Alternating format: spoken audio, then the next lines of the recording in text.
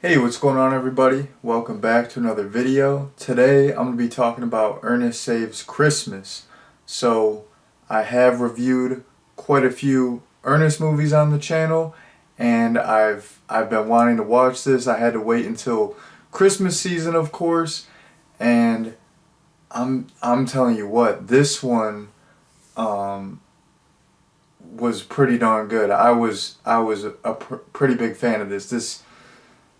This movie did not disappoint. So generally, I've liked I've liked almost all of the Ernest movies. I've seen some of them are better than others, but Ernest Saves Christmas is definitely it's one of the better ones. The quality was just on point. Here's the deal with these movies. I feel like, Jim Varney as Ernest, he never disappoints. He always, gives it his all. He always has like a heartfelt, memorable, and funny performance. But, some of the movies surrounding his character are better than others. This movie, the of course, like I said, Jim Varney did really well as always, but the overall movie was just so enjoyable, and man, was this a fantastic Christmas movie. It had that Christmas magic. It really had that Christmas spirit. Like towards the end, like the third act, I'm telling you what, like it was just warming my heart. Like all the I don't know, like all of the the the wholesome stuff going on was just like it was just magical. I don't know. So yeah, I really like this movie. I think it was a solid Christmas movie. I'm a grown individual. This is like a PG movie. Like I think this would be great like for even like kids today to watch. It would just, I don't know, it just gets you in that Christmas mood. This Ernest Saves Christmas, it slaps. This movie is fantastic. So yeah, that's my overall opinion. Now I'm going to jump into a quick plot summary. So in this film, Ernest is a taxi driver and he picks up Santa, and he also picks up this runaway girl named Harmony. Ernest becomes friends with Santa and Harmony, and basically Ernest and Harmony, they help Santa throughout the movie. And what Santa is trying to do is he is trying to find his successor because he's getting up there in age. I think he's like pushing 151 or something like that. So he's getting a little up there in age, and his magic is wearing down. So he's gonna retire, and he wants to find a successor. And the person that he wants to be a successor is this guy named Joe, who's an actor. He was the host of this children's program, and he's great with kids. He has a very good heart. So Santa wants to make Joe his successor, but the thing is, Joe's sleazy slimeball agent, wants him to do this Christmas-themed horror film, and it just goes against Joe's image. It goes against his morals, and Santa keeps trying to coerce him into being Santa Claus, but there's a whole struggle where Joe, he's leaning towards selling out and getting that guap, and he doesn't even know, like, is this guy the real Santa? I don't know. Is this guy legit? Is he just crazy? I don't know. So yeah, Santa's trying to find a successor, and Ernest and Harmony are helping him along the way. So that's the basic plot summary. So the first point that I want to get into is okay, a lot of times in a franchise, the franchise peaks with the first movie, and then the second and third installment, they might be good, but it's like there's like a diminishing return situation.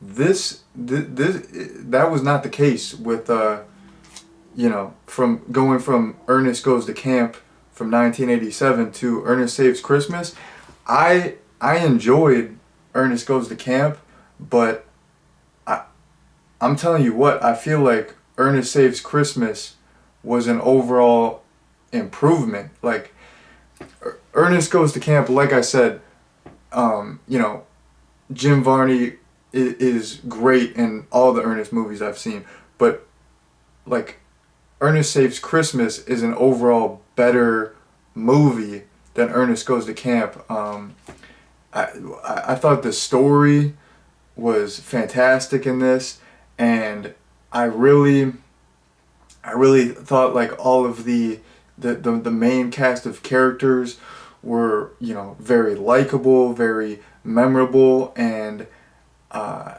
you know like in Ernest Goes to Camp, a lot of like the main cast of characters like that, the group of kids, I I couldn't I couldn't recall a lot of their names, and they were like, I didn't really get a chance to know them. In this movie, they really fleshed out all of the main characters, and I really got a chance to know all of them. So yeah, in terms of the characters and the story, this movie was a big improvement from Ernest Goes to Camp.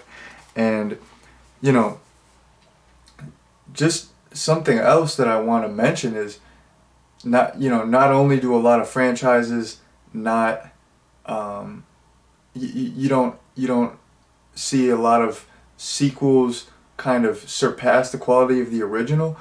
You don't see that a lot, but you also don't see, where a movie in a franchise comes out only a year after, and the movie is good. Usually if a sequel comes out a year later, that's like the kiss of death for the movie. Like, it's going to be terrible because shooting a movie doesn't really take that long. For lower budget movies, they could shoot it in a month or less, and for higher budget stuff, maybe they're shooting it for a couple months.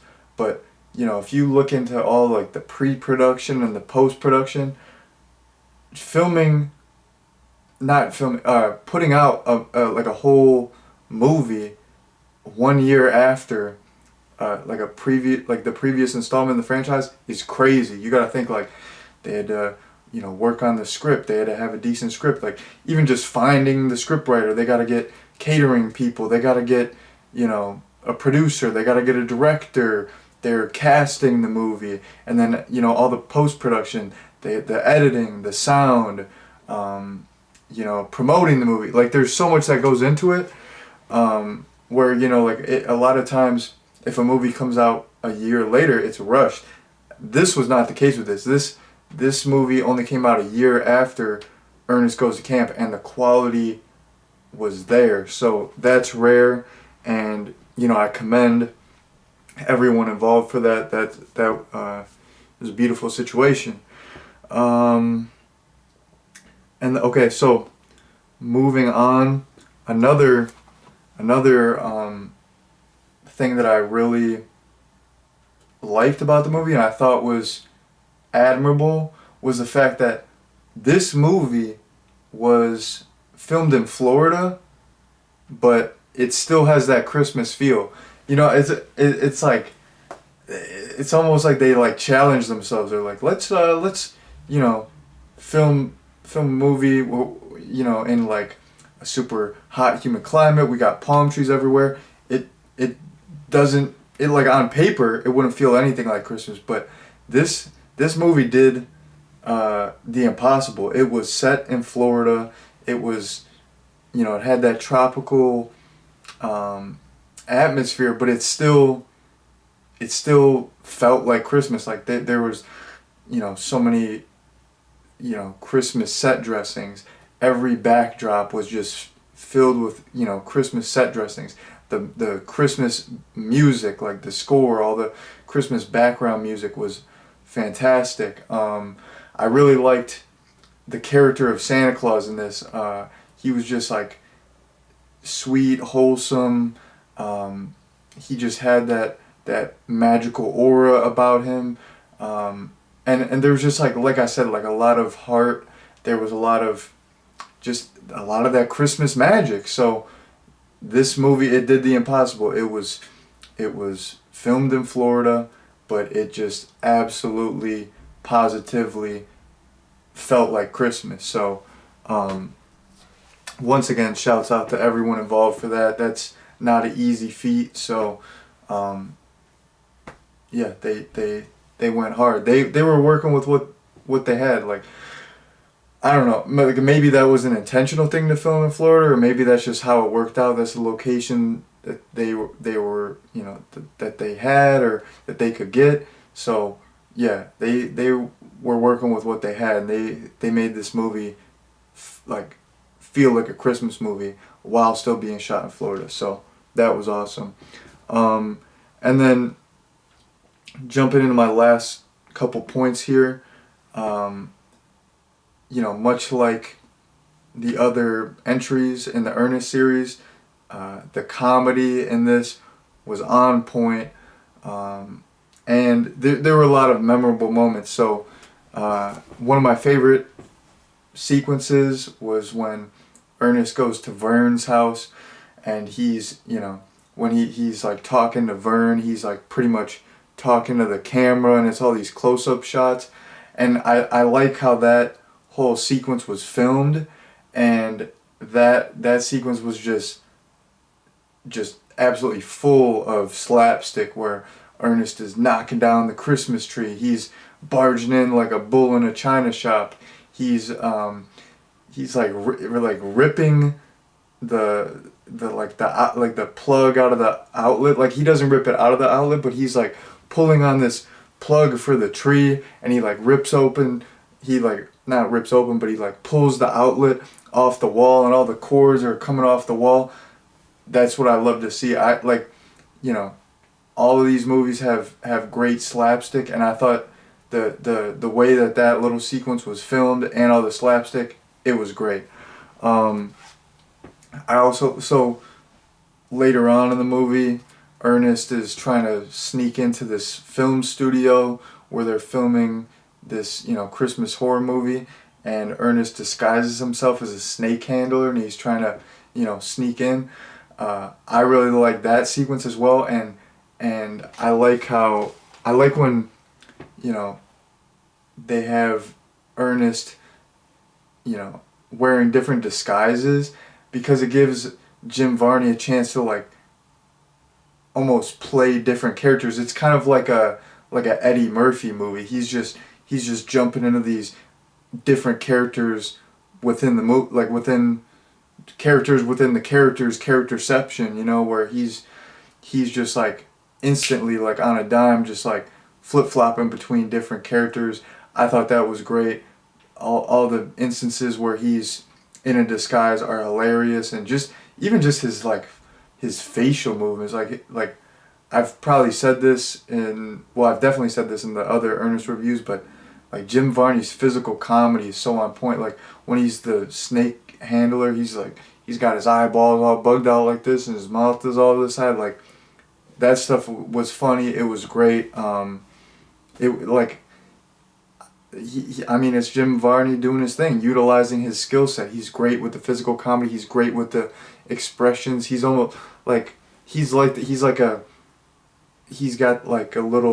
channeling like a little Eddie Murphy, Jim Carrey. Like, that's like he's literally like, people might think this is crazy, but he is like at that level. He just doesn't, get his flowers like that. But I mean, he's like he was a talented gentleman. So yeah, he went hard. And also I really liked later on in the movie, Ernest is driving Santa's sleigh. That whole sequence is absolutely hilarious. There's a couple elves in the back, and they're just like, what the heck? Because, Ernest is having some problems. He's hitting the wrong switches, and then he ends up in, like, he's pretty much in outer space, and like, there's this one instance where he hits this button, and it, like, sends him into hyperspeed, kind of like in Star Wars, where you see all like, the stars get, like, drawn out and long, and yeah, like it looked like